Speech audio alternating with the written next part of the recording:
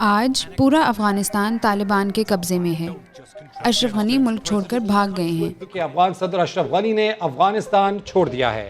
کافی افغان ہمسایہ ملکوں میں پناہ لینے کے لیے فرار ہو رہے ہیں۔ طالبان نے ابھی اعلان نہیں کیا کہ افغانستان کا اگلا حکمران کون ہوگا، مگر کنٹرول اس وقت انہی کا ہے۔ تو آخر یہ طالبان ہیں کون، اور انہوں نے اتنے کم وقت میں پورے ملک کو کیسے اپنے کنٹرول میں لے لیا ہے؟ اس سوال کا جواب معلوم کرنے کے لیے ہمیں 1980s کے افغانستان کو سمجھنا ہوگا۔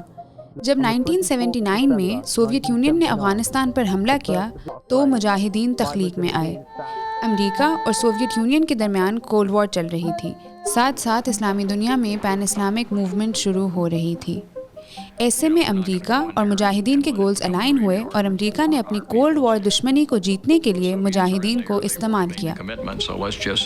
funnel aid to the Northern Alliance and then to the broader group called the Mujahideen and just make the Soviets pay the price for kind of going into the wrong place at the wrong time. Pakistan اور سعودی عرب نے بھی مدد کی۔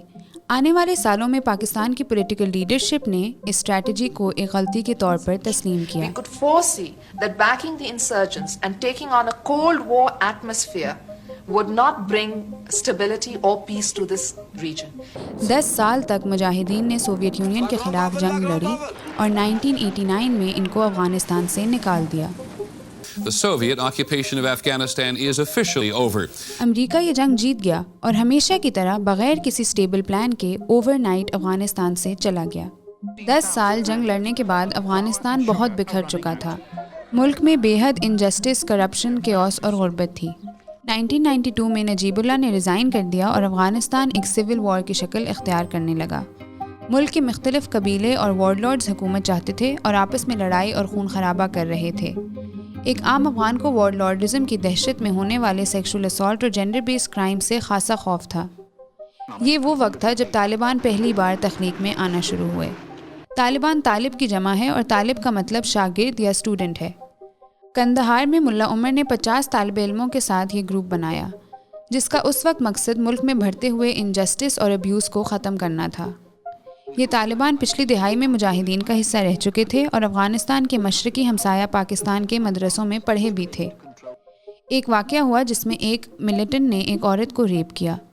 طالبان کو خبر ملی تو انہوں نے عورت کو رہا کیا۔ ایک اور انسٹنس میں 2 ملیشیاز ایک لڑکے کو سوڈومائز کرنا چاہتے تھے۔ افغانستان میں سوڈمی بہت عام تھی۔ بسیار خوش دارم چون این رسم و رواج سابقشان بودن اونم بچه بازی را خوش دارم۔ ملا عمر نے انٹروین کیا اور لڑکے کو بچایا اور ملیٹنٹ کو سزا کے طور پر سر عام لٹکا دیا۔ یوں طالبان کی امیج ایک رابن ہوڈ قسم کی بننا شروع ہو گئی، اور دیکھتے ہی دیکھتے 1996 میں طالبان نے کابل پر قبضہ کر لیا۔ افغانستان کو ایک اسلامک ایمریٹ ڈکلیئر کر دیا گیا، مگر طالبان نے سنی اسلام کی ایک ہارڈ کور شکل اختیار کر لی، جس کی وجہ سے لڑکیوں کو اسکول اور عورتوں کو کام پر جانے سے روک دیا گیا۔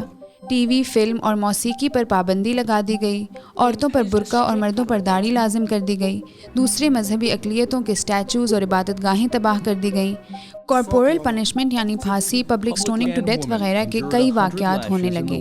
القاعدہ جیسی ٹیررسٹ آرگنائزیشنز کو افغان زمین میں پناہ گاہیں دی گئیں۔ لوگوں میں بے حد خوف پھیل چکا تھا۔ پھر 9/11 کا واقعہ ہوا اور امریکہ نے افغانستان پر حملہ کر دیا۔ And now the Taliban will pay a price. شدید گولہ باری کے نتیجے میں طالبان کی طاقت اور ہولڈ بہت حد تک ختم ہو گیا۔ اس وقت طالبان نے تجویز پیش کی کہ ملا عمر کو قندھار میں ہاؤس اریسٹ کر لیں اور افغانستان کے لیے ایک پولیٹیکل سیٹلمنٹ کر لیں۔ پاکستان نے بھی کہا کہ اس مسئلے کا کوئی ملٹری سلوشن نہیں ہے تو امریکہ اپنا اپر ہینڈ استعمال کرتے ہوئے افغانستان کے لیے ایک پولیٹیکل سیٹلمنٹ کرا دے، مگر ڈونلڈ رمسفیلڈ نے انکار کر دیا اور گولہ باری سے بمباری پر بھی اتر آئے۔ جنگ شروع ہو گئی اور طالبان کاؤنٹر انسرجنٹس بن گئے۔ وہ دن اور 3 دن پہلے تک کا دن تھا کہ امریکہ افغانستان میں رہا اور جنگ ہوتی رہی۔ اب جب 20 سال بعد امریکہ افغانستان سے نکل رہا ہے تو ایسا لگ رہا ہے کہ تاریخ اپنے آپ کو دہرا رہی ہے۔ افغان حکومت ہے ہی نہیں، فوج بے حد منتشر ہے، ملک میں شدید غربت ہے، آبادی کا ایک بہت بڑا ٹکڑا ریفیوجیز کے طور پر ملک سے باہر ہے، اور لوگوں کے دماغ میں 1996 سے 2001 والا افغانستان ایک ڈراؤنے منظر کی طرح گردش کر رہا ہے۔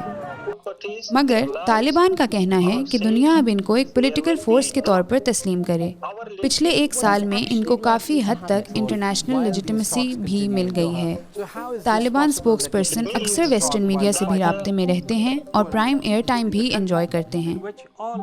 اب سوال یہ ہے کہ جو طالبان کے اسپوکس پرسن کہہ رہے ہیں اس میں کتنی سچائی ہے اور وہ کتنی حد تک وہ سب امپلیمنٹ کر سکتے ہیں۔